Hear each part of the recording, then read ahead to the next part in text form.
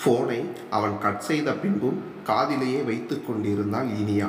அவன் பேசிய பேச்சு அவனுக்கு அவள் மேல் உள்ள அன்பை காட்டியது.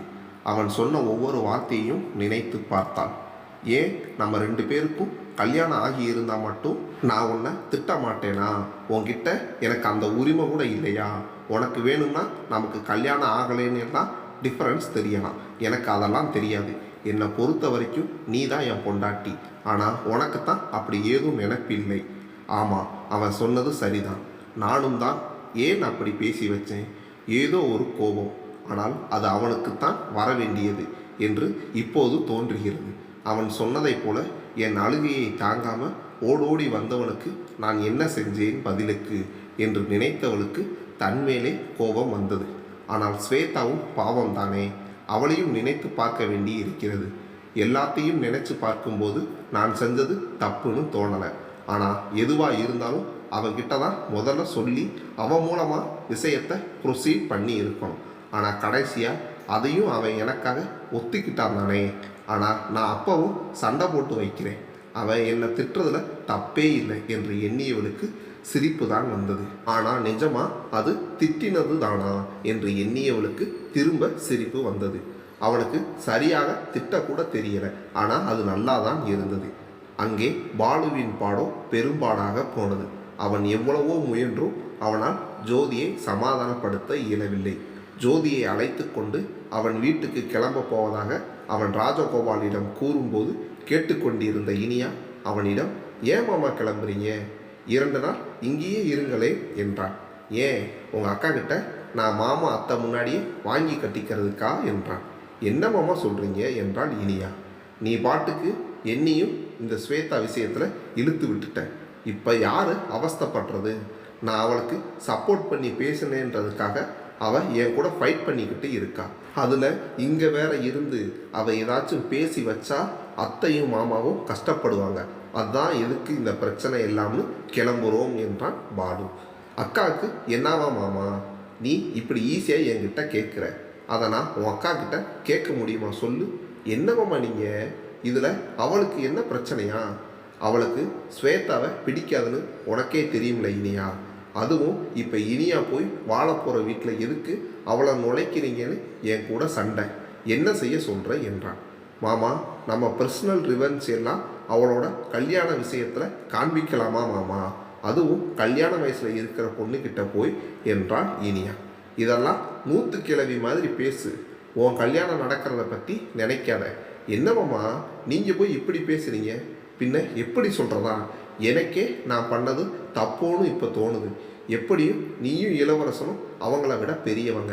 அட்லீஸ்ட் உங்கள் கல்யாணம் நடக்கிற வரைக்குமாச்சும் வெயிட் பண்ணிவிட்டு அப்புறம் இதை பற்றி பேசி இருக்கலாம். எல்லோரும் சொல்கிற மாதிரி என்ன அவசரம் அவங்க கல்யாணத்துக்கு என்றான் பாலு. மாமா, நான் அப்படி நினைக்கிறேன். எங்கள் மேரேஜ் ஒரு பக்கம் இருக்கட்டும்.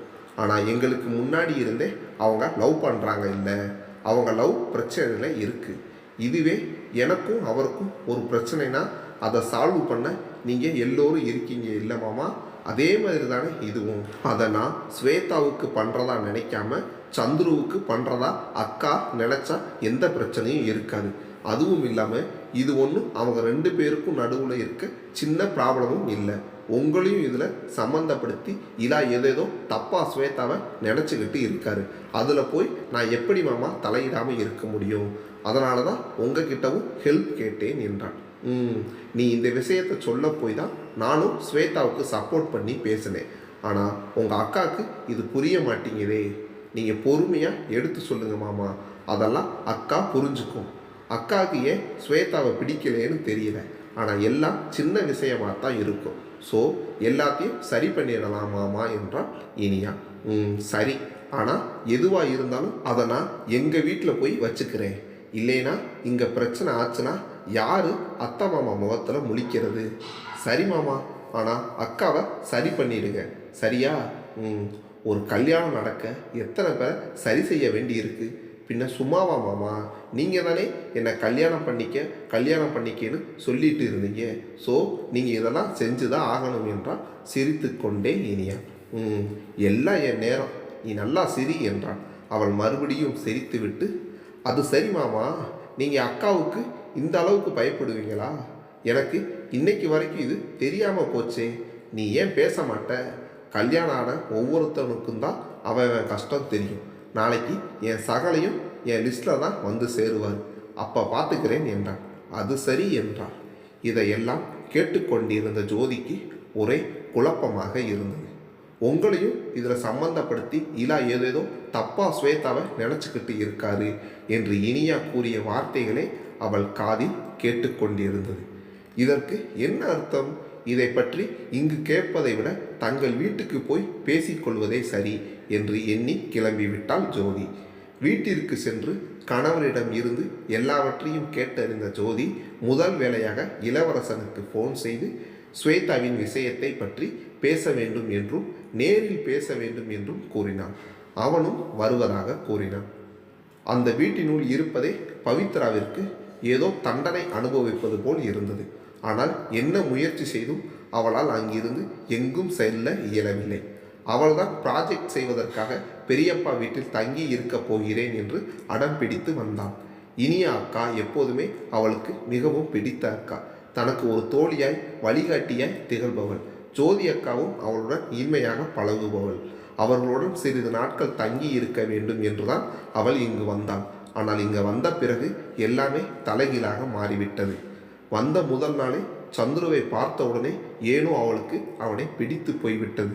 அதை அவள் காதல் என்றெல்லாம் எண்ணவில்லை. அதுதான் அவனை பார்த்த சிறிது நேரத்திலேயே அவளின் எண்ணம் இடிந்து போய்விட்டதே. ஏதோ பஸ்ஸுலையோ இல்லை வேற ஏதாவது இடத்துல யாரையாச்சும் பார்க்கும்போதும் நமக்கு ஏதோ க்ளோஸ் ஆனவங்க மாதிரி ஒரு ஃபீல் வரும்.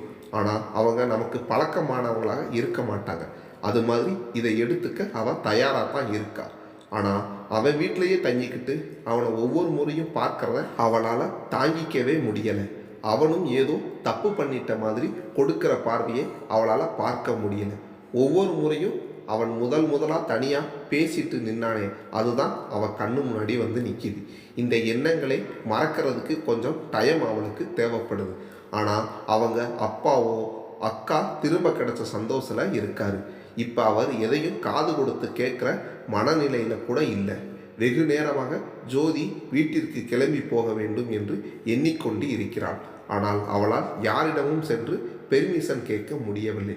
அட்லீஸ்ட் ஒரு 2 நாட்களாவது அவளுக்கு இங்கிருந்து வெளியே சென்று தங்க வேண்டும் போல் இருந்தது. ஆனால் இங்கு யாரும் அவளுக்கு அந்த தனிமையை கொடுப்பதாக இல்லை. எனவே ஜோதியின் வீட்டிற்கு சென்று விட்டு உடனே வந்து விடுவதாக சொல்லிவிட்டு அங்கு சென்று ஜோதியை விட்டு இவர்களிடம் பெர்மிஷன் வாங்க வேண்டும் என்றெல்லாம் பிளான் போட்டு விட்டாள். ஆனால் அதற்கு முதலில் இங்கிருந்து கிளம்ப வேண்டுமே. அவள் தந்தையும் வெகு நேரமாக எங்கோ வெளியில் செல்ல வேண்டும் என்று சொல்லிக்கொண்டே அவரின் அக்காவிடம் பேசிக்கொண்டிருக்கிறார். தான் ஜோதியின் வீட்டிற்கு போக வேண்டும் என்று சொன்னால் அவரை அழைத்து கொண்டு போய் திரும்ப கூட்டிக் கொண்டு வந்து விடுவார் என்று எண்ணி அவளும் அவள் தந்தை சென்றவுடன் போய் அத்தையிடம் கேட்டுவிட்டு கிளம்பலாம் என்று எண்ணி காத்திருக்க, அவள் தந்தையோ அக்காவை விட்டு விலக பிடிக்காதவராக பேசிக்கொண்டிருக்கிறார். ஒரு வழியாக அவர் கிளம்பி சென்றவுடன் அவர் எப்போது செல்வார் என்று மாடியின் மறைவில் இருந்து பார்த்து கொண்டிருந்த பவித்ரா ஒரு 5 நிமிடமாவது போகட்டும் என்று எண்ணி காத்து கொண்டிருக்க, அதற்குள் இளவரசன் வீட்டிற்கு வந்து விட்டான். அப்போதுதான் கீழே வர காலெடுத்த பவித்ரா அப்படியே நின்று விட்டாள். இப்போது போனாலும் அவளின் அத்தை இளவரசனை கொண்டு விட்டு திரும்ப கூட்டிக் கொண்டு வர சொல்லிவிடுவார் என பயந்தாள். சிறிது நேரத்தில் அவனும் கிளம்பிவிட இந்த முறை சிறிது நேரம் கூட வெயிட் செய்யாமல் கீழே வந்தாள் பவித்ரா. அத்தை என்றாள். சொல்லுமா, ஏதாச்சும் வேணுமா? இல்லை அத்தை, நான் ஜோதி அக்கா வீட்டுக்கு போயிட்டு வரட்டுமா? நாளைக்கு போயிட்டு வாங்கேம்மா. உன்னை கூட்டிகிட்டு போயிட்டு வரக்கூட யாரும் இல்லையே. இப்போ தான் இளவரசன் வந்து போனான். கொஞ்ச நேரம் முன்னாடி சொல்லியிருக்கலாம் இல்லை என்றான். பரவாயில்ல அத்தை, அதனால் என்ன, நான் போய்க்குவேன் அத்தை, ஒன்றும் பிரச்சனை இல்லை என்றான். இல்லைம்மா, உன்னை எப்படி தனியாக அனுப்ப முடியும்? உனக்கே இந்த ஊர் புதுசு, நீ எப்படி போவ? இல்லை அத்தை, நான் போயிருக்கேன், ப்ளீஸ் அத்தை, வரும்போது வேணும்னா பாலு மாமா கூட வரேன் அத்தை என்றான். இல்லைம்மா என்று அவர் திரும்ப மறுத்து கூறிக்கொண்டு இருக்கும் போதே சந்துரு உள்ளே நுழைந்தான். அவனை பார்த்து புன்னகைத்த ராஜலட்சுமி, சரியான டைமுக்கு தான் வந்திருக்கடா. இப்போதான் இந்த பொண்ணு ஜோதி வீட்டுக்கு போகணும்னு ஒரே அடம். புது ஊர் எப்படி தனியாக அனுப்புறதுன்னு யோசிச்சுக்கிட்டு இருந்தேன். அதுக்குள்ளே நீயே வந்துட்ட. இப்போதான் நிம்மதியாக இருக்கு. நீ கொஞ்சம் இவளை ஜோதி வீட்டுக்கு கூட்டிட்டு போயிட்டு இருந்து நீயே திரும்ப கூட்டிட்டு வந்துடு, சரியா என்றான். அதை கேட்ட உடனே இருவரும் ஒரே நேரத்தில் அதிர்ந்தனர். ஒருவருக்கொருவர் பார்த்து கொண்டனர். இல்லை அத்தை என்று பவித்ரா ஆரம்பிக்கும் போதே சந்துருவும் இல்லைம்மா கொஞ்சம் வேலை இருக்கு என்றான். என்னடா வேலை? பவித்ராவுக்கு இந்த ஊர் புதுசு, அவளை தனியாக அனுப்ப முடியாதுன்னு சொல்கிறேன். அவளை விட்டுட்டு வேணும்னா நீ உன் வேலையை பார்த்துட்டு திரும்ப போய் அவளை கூட்டிட்டு வந்துடு என்று ஆணை போல் கூறவும் அவனால் ஏதும் சொல்ல இயலவில்லை. சரி என்று முணுமுணுத்தான். பவித்ராவாலும் எதுவும் சொல்ல இயலாமல் அமைதியாக அவனுடன் சென்றாள். பவித்ரா காரின் அருகில் சென்று சிறிது தயங்கி பின்பு முன்பக்கம் அமர்ந்தாள். சந்துருவும் அவளின் தயக்கத்தை கவனித்தான். ஓரிரு பார்வை பரிமாற்றங்கள் தவிர இருவரும் ஏதும் பேசிக்கொள்ளாமல் அமைதியாகவே அந்த பயணம் சென்றது. பவித்ராவிற்கோ முதலில் கலகலவென பேசியவன் இப்போது அமைதியே வடிவாக வருவதை அவளால் தாங்க இயலவில்லை. அவன் நார்மலாக பேசினாலாவது தானும் நார்மலாக இருக்க முயற்சி செய்யலாம். ஆனால் அவனோ வாயை திறந்தால்தானே. சந்துருவோ யாரென்றே தெரியாத நிலையில் வாயை மூடாமல் பேசியவள் இப்போது வாயை திறக்க கூலி கேட்பவள் போல அமைதியாக வருகிறாளே என்று வருத்தமாக இருந்தது. இருவரும் இப்படி மனதில் எண்ணிக்கொண்டார்களே தவிர வாய் திறந்து பேசவில்லை.